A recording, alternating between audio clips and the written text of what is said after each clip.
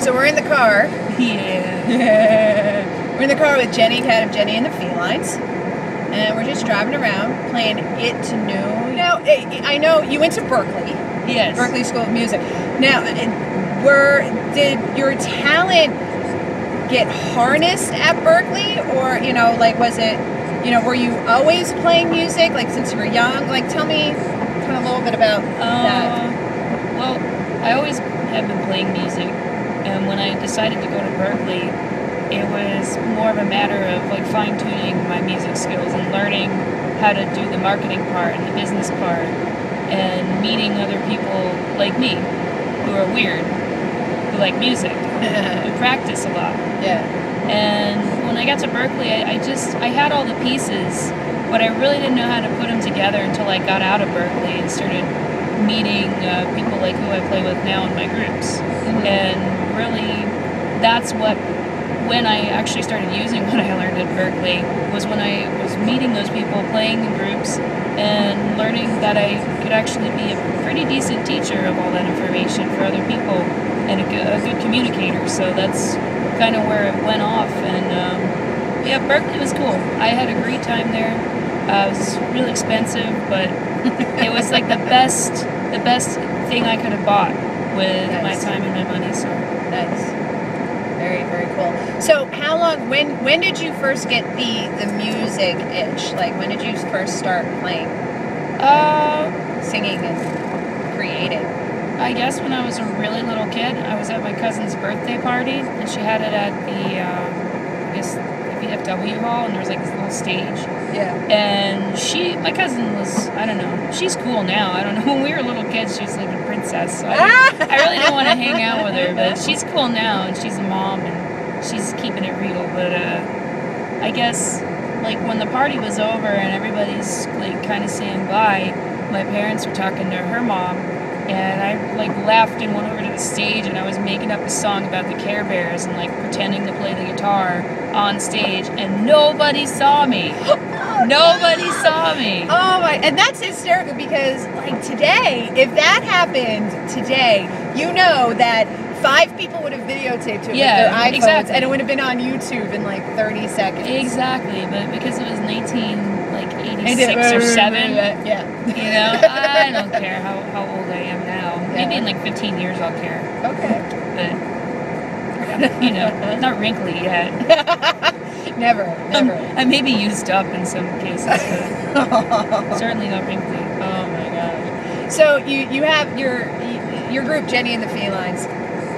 It's comprised of yourself, Mike Wojcik, who also has Bong Percussion Group, who we're going to hear from in future episodes, and Liz Gonzalez of like 5,000 other groups as well. Super talented group. And it's a very interesting sound, and it's hysterical because the first time I heard the name Jenny and the Felines, of course, I went right to Josie and the Pussycats. That's where everybody goes, and I don't. Was that intentional? Nope. No, not at all. No. No, where did the name Jenny and the Felines come from? I mean, is it obvious because you have like 1,000 cats? Or? I love cats. I have cat glasses. I've always loved cats, and when I formed this group, I was really searching for a name that finally put me in the front, because I've been in so many other groups where it was, we're called Medusa, or we're called the band you're about to hear. Wait, seriously, Medusa? Yeah, I was in a cover band called Medusa. Did you guys wear like snakes? No, but it was after my this comic I used to draw for my old orchestra teacher. But I digress. I don't want to go into that because she's a good friend of mine now. Okay, all right. But yeah, it was Medusa, and then I'm like, you know what? I'm going to quit every other stupid band I'm in at this point and focus all the energy on Jenny and the Felines, and it just kind of flowed, because I thought, there's so many cool groups where it's like so-and-so and the so-and-so. That kind of is cool, Yeah. And I always liked the name, like the Romantics, but somebody already took that. Yeah. Or, there were so many other groups, and I'm like, there's never been a feline. There's never been... That's true. The canine. There's never been animal, type, except for the Beatles, which is like a ha-ha pun on words, beats and bugs and stuff. there's so much shit that's on the radio. Slash put out a tweet the other day where he said, I turned on the radio and the first 5 songs that came on, I all thought it was Nickelback. But it's true. It's true that, what's coming out is absolute shite. And so, finally, something I really have high hopes for music, and Jenny and the Felines being part of that because, your sound is it's different, but it's not so far out there. So, who are your influences? Who do you draw inspiration from? Well, the Beatles, that's paramount. Buddy Holly. Nice.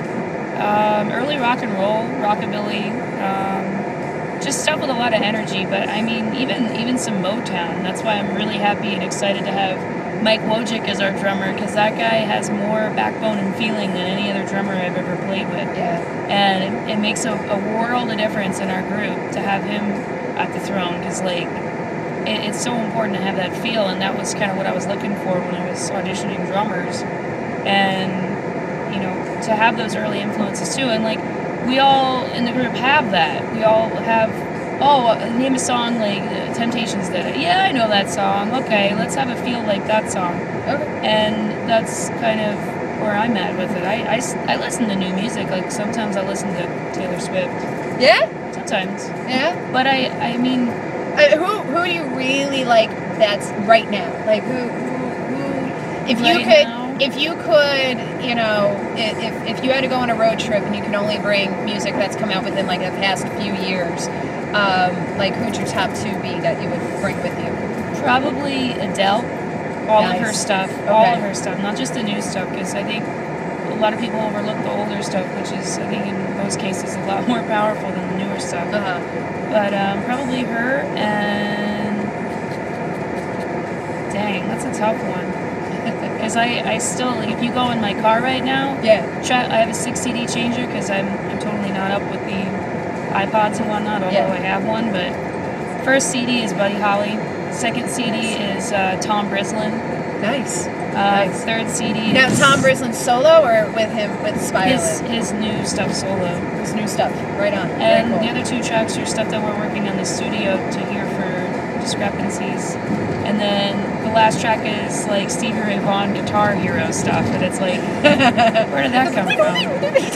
So I know a song when I hear it, if it's new, because being a teacher, I just have to know all that stuff. Yes. But Adele is probably the only artist as of late that's really hit me to where I'm whoa, this is something that needs to be acknowledged, and I'm looking forward to more stuff from her, and I hope that having a baby and having a husband and being happy doesn't necessarily make her songwriting suck. Yeah, right. Although I wish her a lot of good luck and everything. That's awesome. So, you talked about Adele and how she, how you really like what she's putting out, and she's infamous for. You also mentioned Taylor Swift too, and they're very good at making money off of their woes and things like that. Yeah. Now, I mean, do you find that you draw inspiration? I know that you were in a long-term relationship, and unfortunately, things had ended around last fall. Was it? August-ish. And were you able to draw inspiration from that? I was able to finish this album because of that. Now, well, real quick, so you're recording your album. Yes. Right now. About how many songs should we expect from it? We're looking at 12 songs. Wow. Yeah, it's a culmination of what I've been working on for the last almost 10 years of songwriting, with the last couple months being the most accelerated period of my songwriting career, meaning songs every couple weeks, and then having a band that can really take those songs further than what I ever imagined, which has been amazing. Mm-hmm. So I'm, despite having a relationship end, I think it was the boost my songwriting and my career and everything in my life needed to get on the right path. So I have no hard feelings. I'm just gonna be really happy driving to the bank in my Porsche, you know, having that satisfaction that I Taylor Swifted someone's ass. Hey, now what song that is on your album right now would you say is your like Taylor Swifting song? I would say the most direct one is probably called "I Hope She Knows," and it's just you know, serves as a little kind of saying to, you know, predecessor of mine that would kind of warn. I hope you know that what you're getting into, because it might not be as awesome as you think. Mm-hmm. And, you know, whether or not that's the case, it's art, it's music, it's expression, that's the sole purpose of it. And, you know, making money, maybe that's cool, but really it's just another song to get out there and really basically make everyone fist bump and have a good time. Nice. And to get the Porsche, drive the Porsche. Well, I'd rather get a Honda Shadow or something myself. Now, it's interesting because, you know, you don't meet a lot of very strong women who also not only ride motorcycles but also restore them. Can you tell me about the bike that you're restoring now? Yes. I love this bike. I want to say I got it in a poker game, which is pretty close. I traded a vintage guitar for it. Wow. And it's What was the guitar? It was a 1963 Gibson ES20T, which is like a pretty sweet guitar. Yeah. But this bike is pretty sweet too. It's a 1976 Honda CB750K, which for all you bike people out there, you can pick your jaws up off the floor because it needs a lot of work. It needs a paint job. I got an oil leak I got to find out about. I have to put in a new fuel line tomorrow, and it's all stuff that like it's kind of neat for me to learn how to do on my own, because I grew up in a mechanical family where if you didn't know how to use a wrench, you were a weirdo. Even the girls in the family had to learn, and you know, having that kind of background has kind of suited me to feel okay going outside and getting grease on my hands and feeling satisfaction from, oh hey, this thing runs, yeah. So it's kind of neat. So what is your goal to have it out? Like, when do you think you'll be able to ride it? Like May or June of this year. It needs like some fine adjustments and a bracket for the headlight. That's probably the next best thing I should get for it. And a Headlights are good. cafe racer seat, because I'm going for that feel for the bike. Okay. Very cool. Anything else you want to talk about? I can bench press 100 pounds. Hey, that's right. That's right. You know, it's interesting. One of the things that we do have in common is, you know, this quest to be on this healthier lifestyle. Like, how has that journey kind of changed you, and has it affected the way that you write music, like the way that, you know? It's affected my whole life in terms of balance. Like, I don't really look at food as be all to end all. Like, oh, I need to make this dinner a certain way so I can eat all of it and then lay on the couch and hope someone does the dishes. It's more like, oh, I just had like a tiny meal so I can go back to my life. Yeah. You know, it's a totally different way to look at food. It's a totally different way to look at, well, if I do exercise, like, that makes me feel good, then I feel good, and then I write better songs, and I have a better life, and then I meet more interesting people, and then it kind of vibrationally brings you up to the highest level you can be at to ultimately go help other people, or to go teach, or, you know, stay awake for more than 5 minutes. It's a good goal, especially on a Thursday morning. Hey, Mickey, you're so fun, you blow my mind. Wait, let's start again. Wait. Hey, Mickey, you're so fun, you blow my mind. Hey, Mickey. Hey, Mickey.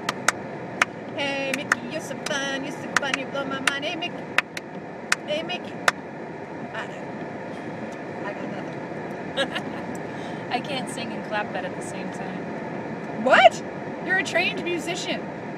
Only You went to Berkeley, and you can't clap and sing at the same not time? that song. Any other one. Sure. Any other one, sure, except for that one? Yeah, likely story.